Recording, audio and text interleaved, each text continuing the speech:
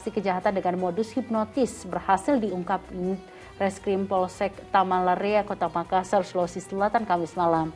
Korban yang dikenal melalui media sosial dibujuk rayu dan diajak kencan dengan menaiki mobil mewah sebelum hartanya dikuras.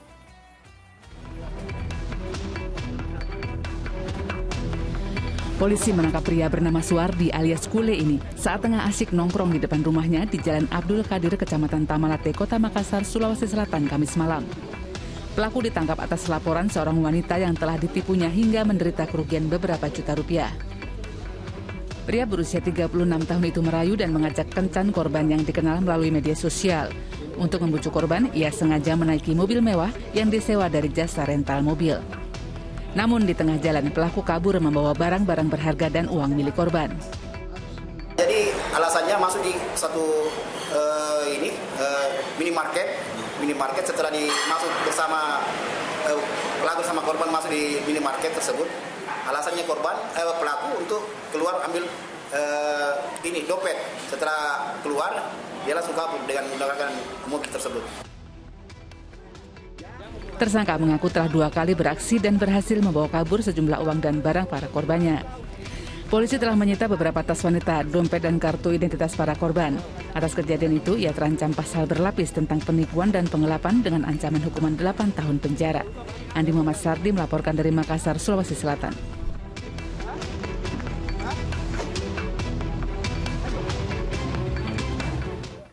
Ya, sebaiknya masyarakat ini bisa lebih waspada, jangan terlalu percaya dengan orang yang baru dikenalnya, apalagi hanya dikenal melalui media sosial, karena kan di media sosial kan kita bisa menunjukkan sesuatu yang bagus-bagus aja gitu.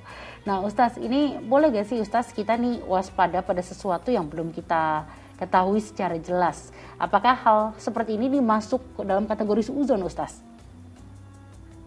Ya tentu beda ya antara waspada dan suudzon. Waspada itu kan secara bahasa itu artinya hati-hati ya, berwaspada artinya berhati-hati, berjaga-jaga. Contohnya beginilah saya kira dengan tidak berpakaian yang minim, itu artinya kita sudah berhati-hati agar tidak diganggu oleh laki-laki. Itu kan bagus gitu. Itu berhati-hati, berwaspada. Kita tidak suudzon bahwa laki-laki tertentu atau semua laki-laki itu nakal, tapi justru kita membentengi diri kita supaya tidak diganggu oleh laki-laki nakal. Nah, kita berpakaian yang sopan. Nah, itu namanya waspada dan itu bagus, bahkan diperintahkan oleh agama.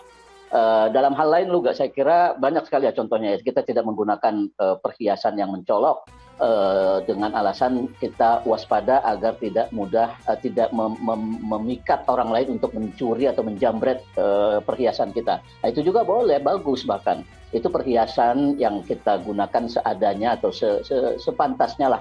Tidak semuanya kita tonjolkan. Itu bagus karena menghindari kemungkinan ada orang nakal yang menjamret kita. Nah, itu soal waspada ya. Kalau suudzon kan begini, suudzon umpamanya saya punya tetangga kaya gitu ya, punya rumah mewah, punya kendaraan mewah.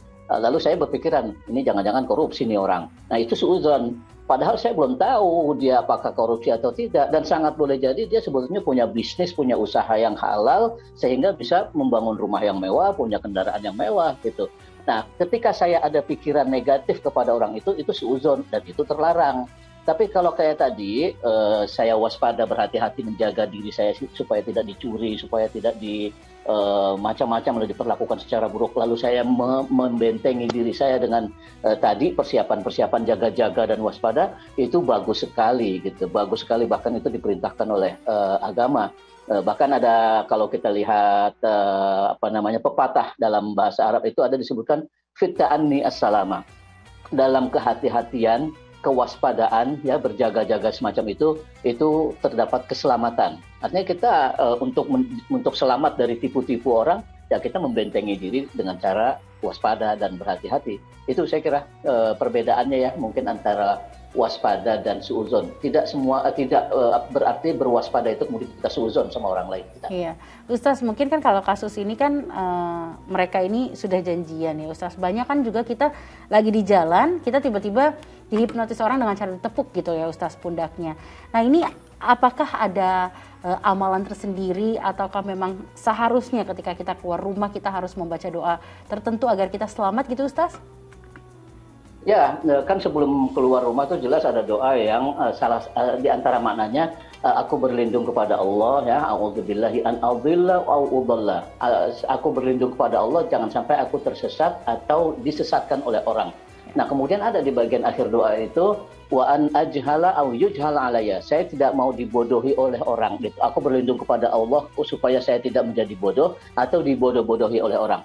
Nah, makna dibodohi orang ini kira-kira tidak ditipu, tidak dihipnotis, tidak diperlakukan secara buruk oleh orang lain. Itu doa penting sekali setiap kita mau keluar rumah. Tapi selain itu, selain doa keluar rumah yang memang seharusnya ya kita baca setiap kali keluar rumah, walaupun tujuannya dekat gitu. Jangan menganggap ini hanya untuk bepergian yang jauh, tapi sekedar ke warung dekat rumah saja pun seharusnya kita membaca itu agar terlindungi. Nah, tapi selain itu masih banyak sekali zikir, doa ya yang bisa kita baca secara rutin untuk melindungi diri kita dari kemungkinan buruk seperti itu.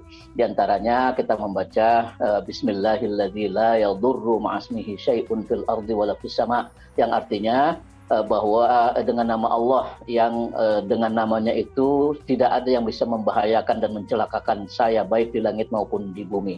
Nah, itu kan artinya sudah menyerahkan diri kita kepada Allah. Ya Allah, Engkau yang memelihara langit dan bumi, pelihara pula lah aku dari perbuatan-perbuatan buruk orang gitu. Itu doa yang sangat bagus. Selain itu masih ada pagi-pagi habis sholat subuh, wirid kita setelah subuh, kita juga bisa atau baik sekali ya membaca doa ayat kursi ya. Ayat kursi secara khusus itu diyakini, bukan hanya diyakini, memang disabdakan oleh Rasulullah SAW, itu menjadi wasilah bagi kita agar mendapat perlindungan oleh Allah dari bukan hanya dari manusia-manusia yang jahat, tapi juga dari gangguan-gangguan setan.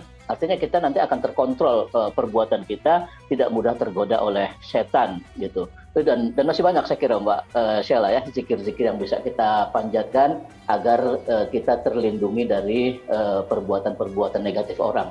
Paling tidak yang seperti tadi itu doa keluar rumah dan ayat kursi bisa kita praktekkan setiap hari. Itu saya kira Mbak Sheila. Ya, ternyata memang banyak amalan-amalan yang bisa kita lakukan gitu ya Ustaz untuk melindungi diri kita sendiri, dan insya Allah kita semoga dijauhkan dari hal-hal yang hendak berbuat jahat dengan menghipnotis kita. Baik, kita ke informasi selanjutnya.